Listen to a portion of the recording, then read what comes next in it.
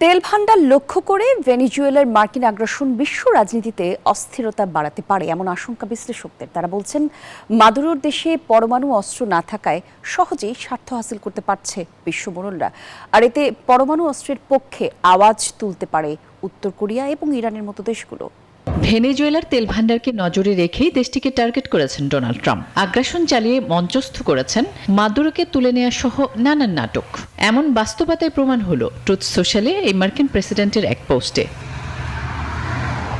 সেখানে মার্কিন প্রেসিডেন্ট দাবি করেন, ভেনেজুয়েলার অন্তর্বর্তীকালীন প্রশাসন যুক্তরাষ্ট্রকে সর্বোচ্চ 5 কোটি ব্যারেল তেল দেবে, যা বিক্রি হবে বাজার মূল্যে। জানান, তেল বিক্রি করে যা অর্থ আসবে তার নিয়ন্ত্রণ থাকবে মার্কিন প্রেসিডেন্টের হাতে। সেই সঙ্গে আশ্বস্ত করেন, ভেনেজুয়েলা থেকে তেল বিক্রি করা অর্থ ব্যয় করা হবে ওই দেশ এবং যুক্তরাষ্ট্রের কল্যাণে। ওদের স্বপ্ন পূরণে পাশে থাকতে পেরে আমরা গর্বিত।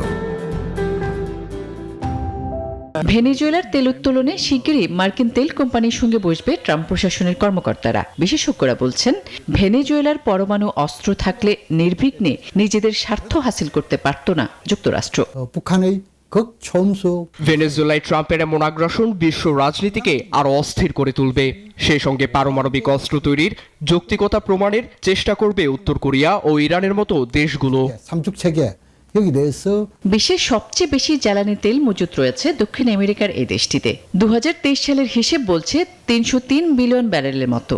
এটি বিশ্বের ভূগর্ভস্থ অপরিশোধিত জ্বালানি তেলের প্রায় 20%। আসমাতুলি, নিউজ 24।